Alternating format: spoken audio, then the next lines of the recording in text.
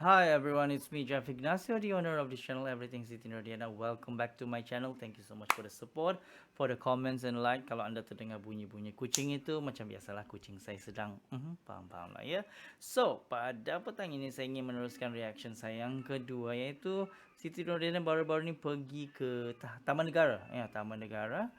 Mandi hujan di perkampungan orang asli Taman Negara Pahang. So, tanpa buang masa, let's go. Ay, lebat. Ha? Oh my goodness. Ini adalah sesuatu yang sangat menyeronokkan bila kita masa kecil dulu kan. When we were small, bermain dalam hujan tu is the best.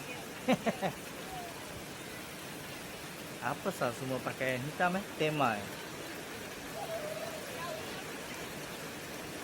Rumah orang asli, is it? Wow. Oh my goodness, Nubhan is also here. Nubhan is also here. Oh, they're using GoPro, is it?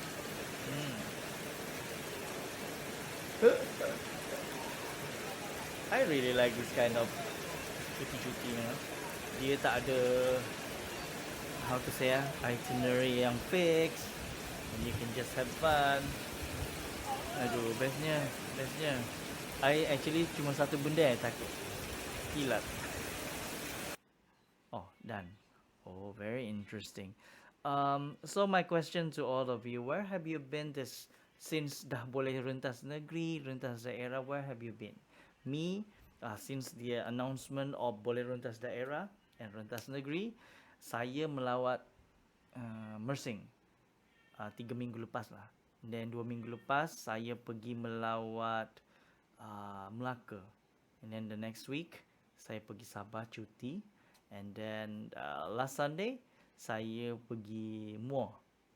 So this week during the Deepavali holiday, I am going to Sedili to day trip camping lah ya. And then weekend ni mungkin saya tak ada plan nak pergi mana, because saya kena servis kereta dan nak sampai lebih kurang 10,000 km nak servis kereta. Maybe this week saya akan berehat lah. So I anggap yang cuti di Bali itu, yang trip tu, sebagai compensation. Yang hujung minggu ni saya mungkin tak akan ke mana-mana. Itu je lah plan saya. So kepada anda semua, ke mana pun anda nak pergi, apa pun yang nak buat, pastikan anda senantiasa menjaga diri anda, okey? Sanitize your hand, jangan berada di tempat yang terlalu sesak dan selalu memakai pelitup muka. Itu sangat penting untuk memastikan kita dalam keadaan selamat, okey?